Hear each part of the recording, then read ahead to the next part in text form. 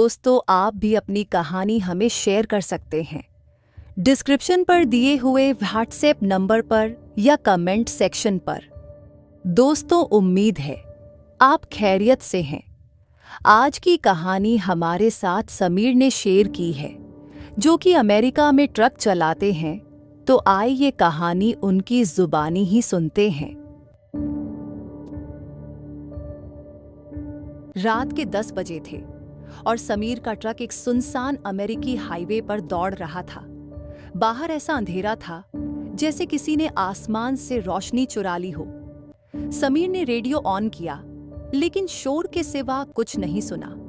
उसे पता था कि वो अब शैडो रोड में दाखिल हो चुका है, वही सड़क जिसके बारे में पुरानी कहानियां और अफवाहें मशहूर थीं। ओ भाई, यहाँ नेटवर्क भी नहीं आता, उसने हल्की मुस्कान के साथ कहा। लेकिन उस मुस्कान के पीछे एक अजीब सा डर छुपा था। वो कराची से ताल्लुक रखने वाला एक आम लड़का था, शरारती, मेहनती और ख्वाब देखने वाला। अमेरिका आया तो सब कुछ नया लगा, लेकिन जल्द ही मजदूरी के दिन शुरू हो गए। किसी जानने वाले ने ट्रक ड्राइविंग का मशवरा दिया और वो इसी लाइन में आ गया। कई बार लंबे रूट्स पर रात के वक्त अकेला सफर करता, लेकिन आज की रात कुछ अलग थी। उसने एक सिगरेट जलाई और खिड़की नीचे करके बाहर झांका। हवा में एक अजीब सी नमी और ठंडक थी, जैसे बारिश आने वाली हो, मगर आसमान बिल्कुल साफ था। अचानक एक लड़की सड़क के किनारे खड़ी नजर आई। सफेद कपड़े, नंगे पांव, लंबे बाल और चेहरा झुका हुआ। ओ भाई, ये कहां से आई? समीर ने जोर से ब्रेक मारा। ट्रक चिल्लाता हुआ रुका और दिल की धड़कन जैसे कानों में सुनाई देने लगी। वो लड़की बिल्कुल खामोश खड़ी थी, जैसे सदियों से किसी का इंतजार कर रही हो। समीर ने दरवाजा खोला और नीचे उतरा। हेलो, क्या आपको मदद चाहिए? उसने पूछा, लेकिन कोई जवाब नहीं मिला। जब वो कुछ कदम आगे बढ़ा, लड़की गायब थी। न कोई चीख, न कोई कदमों की आवाज, सिर्फ वीरानी सन्नाटा और पीछे से आती हवा की सीटी।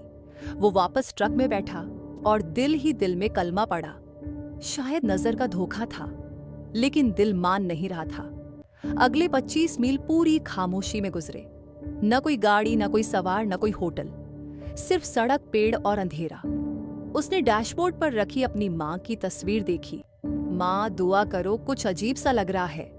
अचानक रियर व्यू मिरर में एक साया सा दिखाई दिया। उसने पीछे देखा, कोई नहीं। मिरर दोबारा देखा, एक चेहरा। खौफ से उसकी चीख निकल गई। उसने तुरंत मिरर को उल्टा कर दिया। नहीं नहीं, ये सिर्फ थकान है, बस थकान।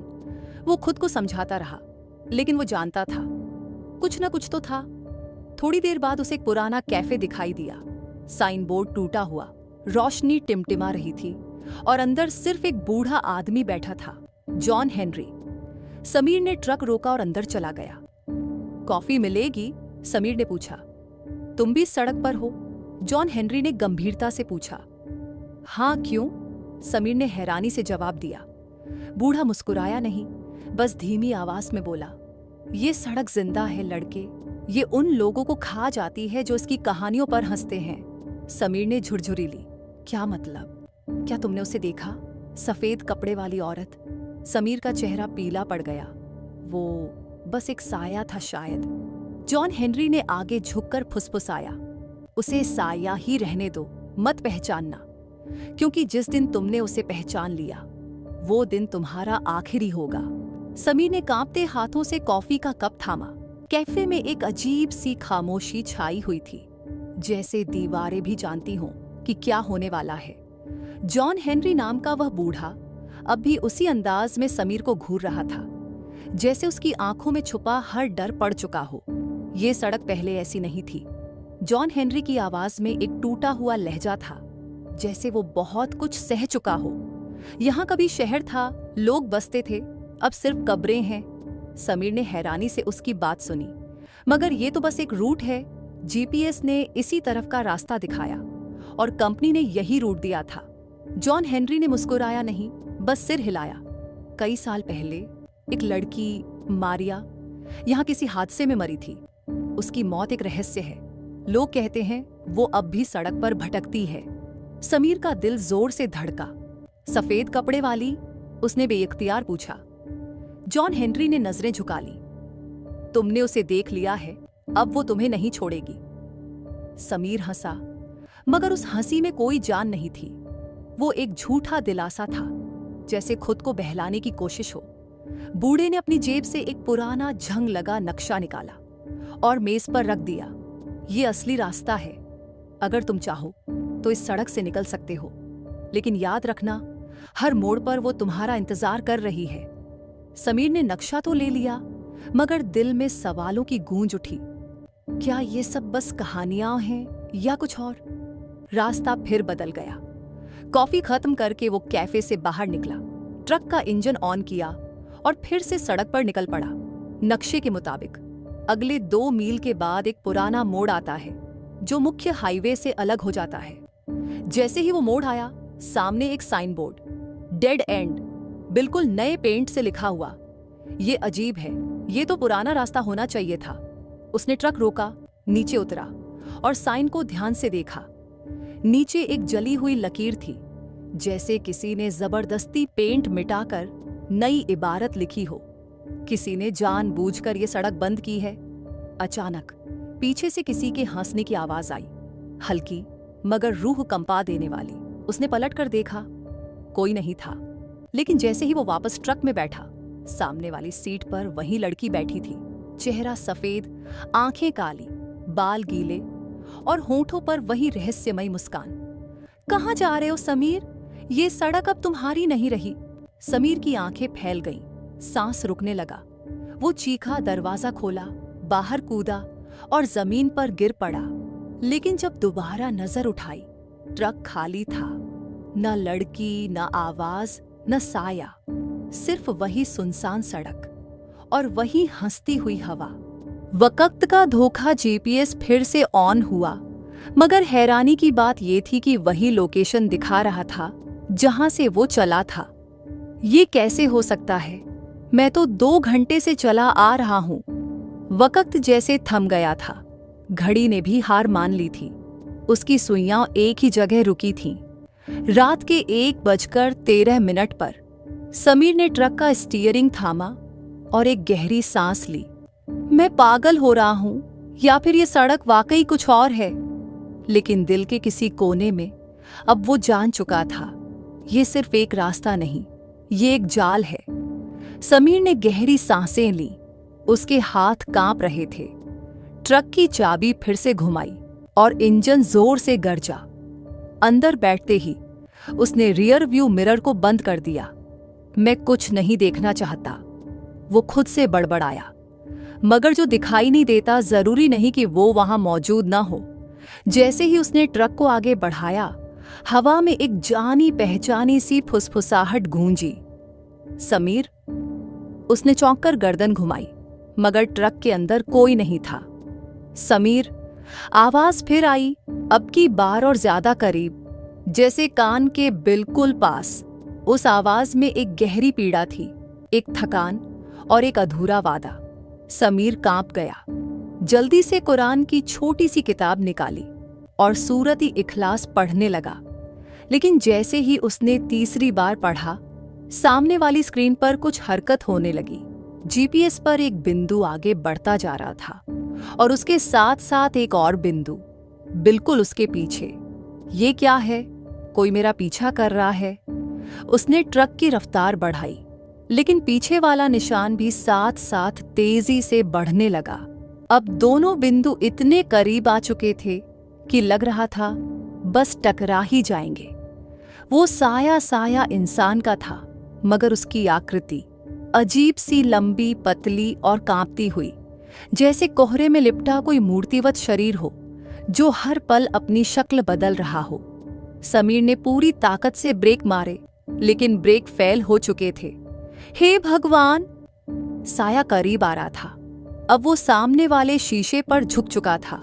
शीशा धुंध से भरने लगा और फिर अचानक धड़ाम, शीशा टूट गया, मगर सिर्फ एक सपने में। समीर हांफता हुआ जागा। वो अब भी ट्रक में ही था और सब कुछ ठीक लग रहा था, या शायद बस दिख रहा था कि ठीक है। क्या मैं सो गया था? क्या ये सब एक सपना था? वो यही सोच ही रहा था कि ट्रक का इंजन खुद बंद हो गया उसने चाबी निकालकर दोबारा लगाई। कुछ नहीं हुआ, सिर्फ खामोशी। अब ये क्या नई मुसीबत है? उसने ट्रक के दरवाजे की तरफ देखा और बाहर कोई खड़ा था। मारिया, उसने धीमे से कहा। सफेद कपड़े, वही आंखें, वही खामोशी, मगर अब उसके होठों पर मुस्कान नहीं थी, सिर्फ एक खालीपन। तुमने सच जानना चाहा था ना? अब सच के लिए तैयार हो जाओ। उसकी आवाज ट्रक के अंदर गूंजी, जैसे किसी ने लाउडस्पीकर पर बात की हो। समीर ने तुरंत ट्रक के अंदरूनी कैबिन का दरवाजा बंद कर दिया, मगर जब वो पलटा, मारिया अंदर आ चुकी थी। उसकी आंखों के सामने अंधेरा छा गया।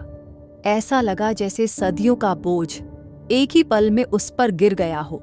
सांस लेना मुश्किल, दिल की धड़कन बेकाबू। फिर सब कुछ खामोश हो गया। काफी देर बाद जब उसे होश आया, वो अकेला था। न मारिया, न साया, न कोई आवाज। मगर अब वो सिर्फ एक मुसाफिर नहीं था, वो एक शिकार बन चुका था। ट्रक के अंदर सन्नाटा पसरा हुआ था। समीर ने जैसे ही आंखें खोली, उसे ऐसा लगा जैसे वह किसी और दुनिया में आ गया हो। ट्रक अब भी वहीं खड़ा था, मगर बाहर का माहौल बदल चुका था। हवा में एक अजीब सी नमी थी, जैसे बारिश अभी अभी हुई हो, मगर सड़क बिल्कुल सूखी थी। सामने केबिन की सीट पर एक फाइल रखी थी, जिसे उसने वहां नहीं रखा था। उसने फाइल उठाई और पहले ही पन्ने पर एक पुरानी तस्वीर थी। एक खूबसूरत लड़की, मारिया। नीचे लिखा था, मारिया जेन व्हाइट, उम्र 22, मृत्यु की तारीख 13 नवंबर 1999। समीर के दिल की धड़कन एक पल के लिए रुक गई। यह वही है, लेकिन अगर ये 1999 में मर चुकी है तो वो लड़की कौन थी जिसे मैंने देखा? फाइल में और भी पन्ने थे। पुलिस रिपोर्ट, हादसे की जानकारी और एक लाल घेरे में मारिया की आखिरी लोकेशन, वही शैडो रोड। रिपोर्ट के अंत में एक पंक्ति लिखी थी, लाश कभी नहीं मिली, वह गायब हो गई। समीर ने फाइल बंद की और बाहर झांका। अब सड़क पर एक कार खड़ी थी, पुरानी शेवी, 90 के दशक की, और उसके पास मारिया, मगर इस बार उसका चेहरा साफ नजर आ रहा था। न तो डरावना, न भयानक, वह तो उदास थी। मारिया की कहानी समीर ने डरते डरते ट्रक से बाहर कदम रखा। तुम कौन हो? उसने कांपती आवाज में पूछा। मारिया ने धीरे से सिर उठाया। मैं वो हूं जो भूल गई थी कि मौत के बाद कहां जाना है। क्या मतलब? समीर पीछे हटा। मुझे सड़क पर मरे हुए 25 साल हो गए। किसी ने मेरी मदद नहीं की, अब मैं किसी और की मदद चाहती हूं। तुम्हें क्या चाहिए मुझसे? समीर ने नरमी से पूछा, मगर दिल अब भी डर से धड़क रहा था। मारिया ने आसमान की तरफ देखा। मुझे इंसाफ चाहिए। मेरे साथ जो हुआ वो सब छिपा लिया गया। मेरा कातिल आज भी जिंदा है और तुम उसी के पास जा रहे हो। क्या तुम्हारा अगला डिलीवरी पॉइंट वही इंसान है? समीर के हाथ से फाइल गिर गई। मारिया उसके करीब आई। तुम्हें बस मेरे कातिल को सच्चाई का सामना कराना है। मैं बदला नहीं लूंगी, सिर्फ सच चाहती हूं। और अगर मैं ना करूं? मारिया चुप रही, फिर बोली, तो ये सड़क कभी खत्म नहीं होगी और तुम हमेशा इसी रात में फंसे रहोगे। कातिल का निशान मारिया गायब हो गई, एक झटके के साथ, जैसे धुआं आसमान में घुल गया हो। ट्रक में वापस आकर समीर ने फाइल दोबारा देखी। आखिरी पन्ने पर हाथ से लिखी एक पंक्ति, फ्रेडरिक हाउस, नंबर 27, सैंडर्सवेल, वर्जीनिया। यही था उसकी डिलीवरी का अगला एड्रेस। क्या यह संयोग है या सब कुछ पहले से तय है? ट्रक ऑन किया और इस बार जीपीएस बिना किसी रुकावट के चल पड़ा, जैसे अब खुद भी जानता हो अब वापसी संभव नहीं। खामोशी का वादा रास्ते में सिर्फ एक स्टेशन आया। वहां एक बुजुर्ग अफ्रीकी मूल के आदमी बैठे थे, जो हर आने वाले से बस एक बात कहते, जो इस सड़क पर सच बोले वो जिंदा बचता है, जो छुपाए वो साया बन जाता है। समीर ने कुछ नहीं कहा, बस सिर हिलाया और दिल में सोचा, मारिया, मैं तुम्हें इंसाफ दिलाऊंगा अगर यही मुझे आजाद कर सकता है। ट्रक एक बार फिर अंधेरों में चल पड़ा, मगर अब वो सिर्फ एक सफर नहीं था, एक वादा था, एक अग्नि परीक्षा।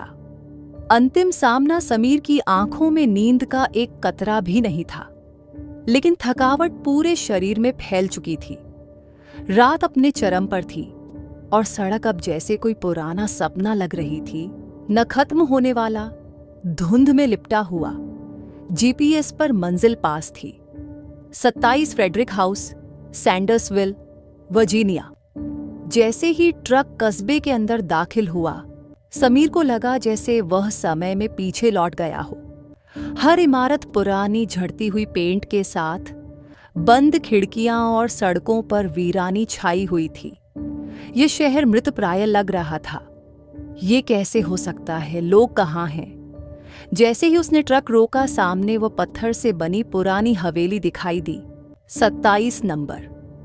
फ्रेडरिक हाउस हवेली के गेट पर एक जंग लगा साइन बोर्ड झूल रहा था, प्रवेश निषिद्ध है। लेकिन गेट खुला हुआ था। समीर ने ट्रक की चाबी निकाली, जेब में फाइल दबाई और धड़कते दिल के साथ अंदर कदम रखा।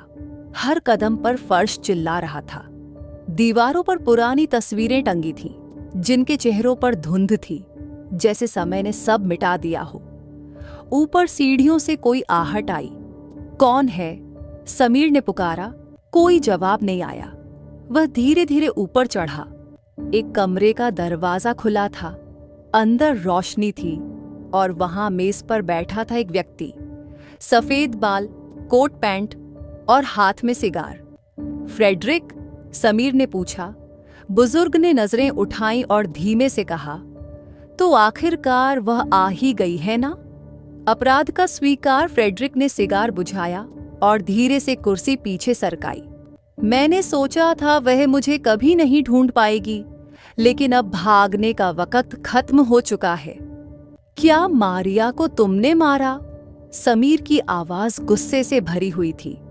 फ्रेडरिक ने सिर झुका लिया। मैंने नहीं मारा, लेकिन मैंने छुपाया। मैं पुलिस अफसर था।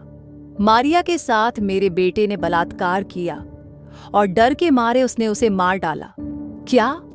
मैंने लाश छुपा दी, रिपोर्ट बदल दी और अपने बेटे को देश से बाहर भेज दिया। लोग कहते रहे कि वह लड़की भाग गई, लेकिन मैं जानता था वह कभी नहीं गई। वह अब भी उसी सड़क पर है, हर रात, मेरे ख्वाबों में, मेरे दरवाजे पर। सच की रोशनी तभी कमरे की लाइटें झपकने लगी। दरवाजा तेज आवाज से बंद हुआ और मारिया प्रकट हुई, सफेद रोशनी में लिपटी। उसके चेहरे पर ना गुस्सा था, ना मुस्कान, सिर्फ खामोशी। फ्रेडरिक कांपने लगा। मारिया, मुझे माफ कर दो। मैंने अत्याचार नहीं किया, लेकिन अत्याचार को छुपाया। मारिया एक कदम आगे बढ़ी। दीवार पर लटकी घड़ी रुक गई। कमरे में ठंड फैल गई। तभी मारिया ने धीरे से सिर हिलाया। सच बोल दिया फ्रेडरिक, अब तुम भी मुक्त और मैं भी। और वह गायब हो गई। मुक्ति फ्रेडरिक की आंखों से आंसू बह रहे थे। इतने सालों बाद अब शायद नींद आए। समीर ने फाइल उसके सामने रख दी। ये सच्चाई है, इसे बाकी दुनिया को भी पता चलना चाहिए। फ्रेडरिक ने सिर हिलाया। मैं खुद पुलिस को जानकारी दूंगा। मुझे अपने पाप का बोझ उतारना है। समीर बाहर निकला, आसमान की ओर देखा। तारे लौट आए थे, चांद चमक रहा था और हवा में अब भी वही ठंडक थी, लेकिन अब सुकून के साथ। वह ट्रक में बैठा, इंजन चालू किया और अगली मंजिल की ओर बढ़ गया। अब वह सिर्फ एक ड्राइवर नहीं था, वह एक गवाह था, इंसाफ का। सुबह की पहली किरण, सुबह की आहटें दस्तक दे चुकी थीं। सूरज ने कोहरे को चीरना शुरू कर दिया था। समीर ने ट्रक को सड़क पर दौड़ा दिया, जैसे दिल का एक बोझ उतर गया हो। फ्रेडरिक की सच्चाई ने मारिया को मुक्ति दी, लेकिन समीर के मन में अब भी कई सवाल बाकी थे। क्या ये सब मेरी जिंदगी बदलने के लिए हुआ, या मैं बस एक जरिया था इस अधूरी कहानी को पूरा करने का? जहां अतीत खत्म होता है वहां कई बार कुछ नया जन्म लेता है। वापसी का सफर अब समीर एक नई मंजिल की ओर बढ़ रहा था। वापसी कैलिफोर्निया की ओर। मौसम बदल चुका था, लेकिन उस रात की यादें जैसे वक़्त में खुद को दर्ज कर चुकी थीं। रास्ते में एक छोटा सा रेस्ट एरिया आया। वह रुका, कॉफी ली और एक खाली बेंच पर बैठ गया। तभी पास से एक बूढ़ी औरत गुजरी और अचानक रुककर उसे देखा। तुम वही हो ना जिसने मारिया का केस फिर से खोला? समीर चौंक गया। आपको कैसे पता?